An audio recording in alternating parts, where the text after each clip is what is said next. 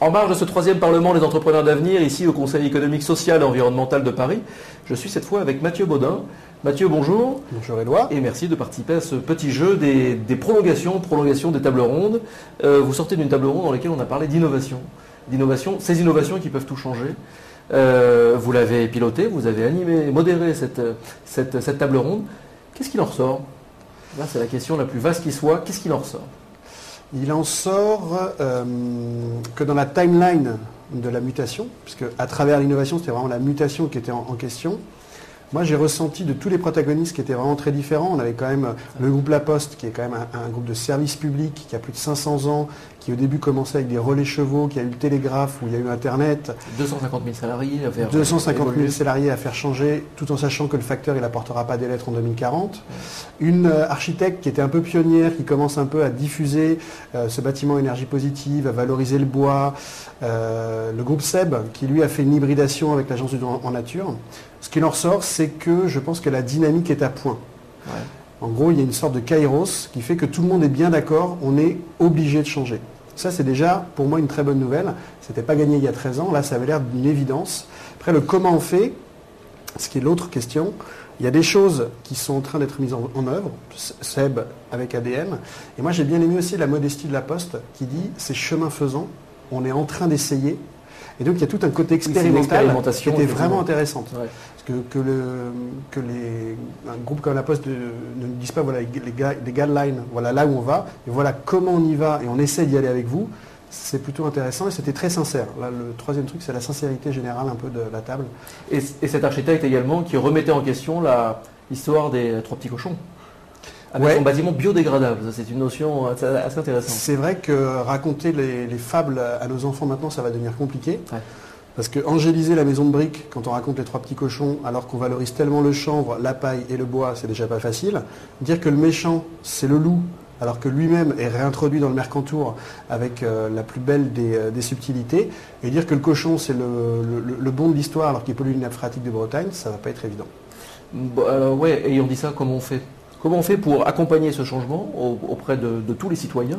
Comment on fait pour que les citoyens prennent conscience davantage qu'il faut bouger et beaucoup plus vite? Alors, il y a une phase d'inspiration, je pense. Il faut donner de l'inspiration au débat public. Alors l'inspiration, c'est deux choses. C'est de dire peut-être qu'un autre monde est possible, mais il y a déjà un nouveau regard au monde qui est déjà là. Et de dire que c'est pas demain, c'est ici et maintenant.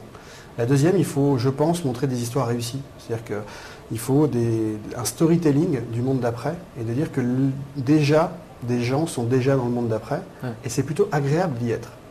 En gros, on nous promet qu'il va falloir faire mieux avec moins. Moi, je trouve que les médias parlent du moins. À nous, maintenant, de parler du mieux. Ce Parlement des entrepreneurs d'avenir est fait sans doute pour ça. Est fait également pour montrer qu'il y a des solutions. Là, c'est le Parlement des solutions. C'est le thème « Et si l'entreprise avait des solutions ?» La réponse est évidemment oui. Il y a des solutions. Elles sont portées. Il y a peut-être une phase de plus à accrocher maintenant. Il y a plusieurs phases de plus. Il y a déjà des solutions éparses. Donc il faut rassembler ce qui est épars. À mon avis, ça c'est intéressant. Et puis il y a une prise de risque. On est dans une phase de pionnier. On est dans une phase d'exploration. Si on met à la table la somme des explorateurs, est-ce que si on voit de haut toutes ces explorations, ça fait un territoire? Pour moi, ça c'est le vrai enjeu. Et l'autre enjeu, c'est la mise à l'échelle. Le what if. Qu'est-ce qui se passe si cette innovation se réplique, change et peut-être fait rupture? Et ça fait quoi pour un monde de demain, ici et maintenant? Alors on a parlé des conditions de l'inspiration, des conditions, donc ce sont les premières conditions propices au changement. Il y a peut-être d'autres conditions à avoir pour qu'on comprenne qu'il faut maintenant aller beaucoup plus vite, qu'il faut que les grands patrons, que les politiques, toutes les parties prenantes s'impliquent davantage et plus vite. Quelles sont ces conditions? Quels sont les facteurs qui vont faire que ça prenne? Alors moi j'ai adoré l'intervenant spectateur de la Nef qui avec une évidence nous appelait à aller vers lui parce qu'il avait plein de financements à donner. Donc ça vraiment ça pourrait changer les choses. Donc le message passe. Vraiment n'hésitez pas. Et la conclusion qui est de dire que les Médicis ont incubé la Renaissance et que certaines entreprises aujourd'hui seraient bien inspirées d'incuber le monde d'après. Je trouve qu'on est dans le tipping point, s'il est là en fait. C'est-à-dire s'il y a des entreprises qui pouvaient jouer le pari justement d'incuber avec une philosophie qui déstresse tout le monde, qui est celle qu'on porte à l'Institut, qui est au pire ça marche. Institut des futurs souhaitables. L'Institut des futurs souhaitables, l'a bien nommé, à la Gaîté Lyrique, donc le pitch est déjà fait. Et je pense que c'est ça qui nous manque. Qui sont les nouveaux Médicis aujourd'hui? Et essayer, donner la capacité à des gens d'expérimenter. Encore une fois, au pire, ça marche.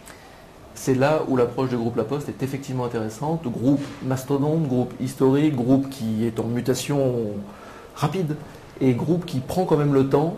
Et le temps, hier, là on est en journée 2, hier en journée 1, il y avait la directrice RSE du groupe La Poste qui disait nous avons le devoir, les grandes entreprises ont le devoir, elles n'ont pas le droit, elles n'ont pas le pouvoir, elles ont le devoir d'accompagner le changement et d'accompagner les entreprises qui incarnent ce changement. Donc toutes les startups. C'est intéressant.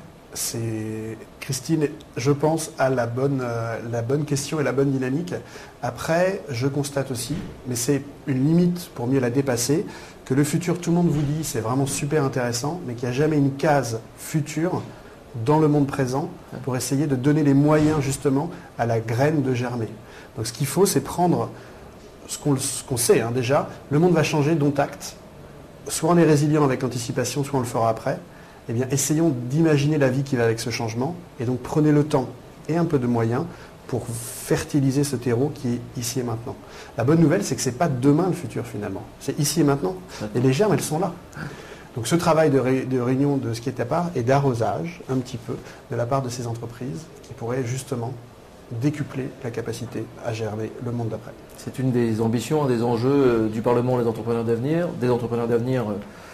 du réseau des entrepreneurs d'avenir, mais aussi de l'Institut des futurs souhaitables, si je ne m'abuse. C'est tout à fait ça. On est des passeurs-connecteurs de réinventeurs de monde. Ouais. On est une espèce de plateforme où justement des explorateurs ont déjà essayé d'expérimenter demain, reviennent et avec le bon esprit du libre mettent sur la table un petit peu des terres qu'ils ont explorées. Et on s'aperçoit qu'elle a la même saveur, en tout cas la même couleur. Et tout l'enjeu justement, c'est de donner cette attitude par rapport au futur, qui est de dire que la dernière terre vierge qui nous reste à explorer, c'est le futur. Et ça nous libère ici et maintenant. On a une espèce de belle condamnation en ce moment, on est condamné à être créatif. Mais allez-y. Oui, c'est super intéressant, merci. C'est super intéressant parce que ça nous renvoie à cette problématique du rêve. Autrefois, on rêvait, le futur existait, le futur, on le rêvait, le futur, on l'imaginait. Maintenant, le futur, dès qu'on l'imagine, il est forcément en noir. Ouais. On n'ose plus l'imaginer. Est-ce qu'une de vos missions, du coup, à vous, à l'Institut des futurs souhaitables, c'est aussi d'essayer de réinventer le rêve, d'essayer de redonner des germes de rêve? Alors déjà, donner les moyens à tout un chacun de pouvoir rêver sa vie, c'est déjà même le but même de la pédagogie. Au 19e siècle, on appelait ça le libre examen, donner la capacité de choix. Je pense qu'on est dans une telle phase de crispation d'entre deux mondes que ce qu'on peut donner de mieux, c'est cette inspiration-là. Le futur, il n'est pas écrit. À toi d'inventer la vie qui va avec. Et ça, c'est vraiment une gymnastique de l'esprit qui te libère ici et maintenant. L'autre chose, c'est de montrer que l'émergence, elle est de partout dans le monde. Elle n'est pas que française, elle n'est pas que européenne. Il y a des conspirateurs positifs, puisqu'on les nomme comme ça, à Rio de Janeiro, à Bangalore ou à Jakarta, et qu'on est en train d'aller vers un monde, justement, qui se ressemble et qui se rassemble, qui est un monde de partage. On va vraiment questionner la question de la propriété, la question de la responsabilité politique, la question justement de comment on fait pour créer justement sans forcément prévariquer, sans forcément garder les ressources. Et ça, c'est assez grisant. Et je pense, encore une fois, que l'enjeu majeur, c'est le grand récit du monde d'après. Ouais. Il faudrait conter une histoire qui nous donne envie d'aller vers cette histoire-là, plutôt que de nous dire dans un catastrophisme éclairé qu'on va mourir en bonne santé. On va plutôt vivre différemment. Et on a un carrefour historique tellement énorme en ce moment que c'est grisant. C'est le mot de la fin, il est parfait. Merci beaucoup, Mathieu. Merci à toi.